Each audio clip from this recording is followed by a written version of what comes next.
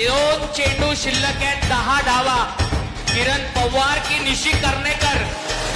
किरणनं बॉलला टोलवलाय. Match मध्ये मजा पाहायला मिळते. अगदी शेवटच्या बॉल पर्यंत सामना पाहायला मिळतोय. 2 चेंडू 10 धावांची गरज असताना चौकार आलाय किरण पवारच्या बॅट मधून. आता 1 चेंडू आणि 6 धावांची गरज.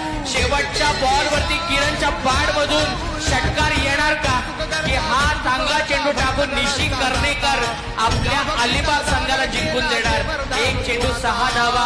पवारची पॉवर पाहायला मिळणार की निशीचा अटॅक पाहायला मिळणार, याकडे सगळ्यांचं लक्ष. पनवेल की अलिबाग, किरण पवार की निशी कर्णेकर, मध्ये या चेंडूचं स्वागत करूया. किरण पवार की निशी कर्णेकर. किरण पवार, पवारची पॉवर आणि हा सामना फिनिश केलाय. Remember the name Kiran Pawar.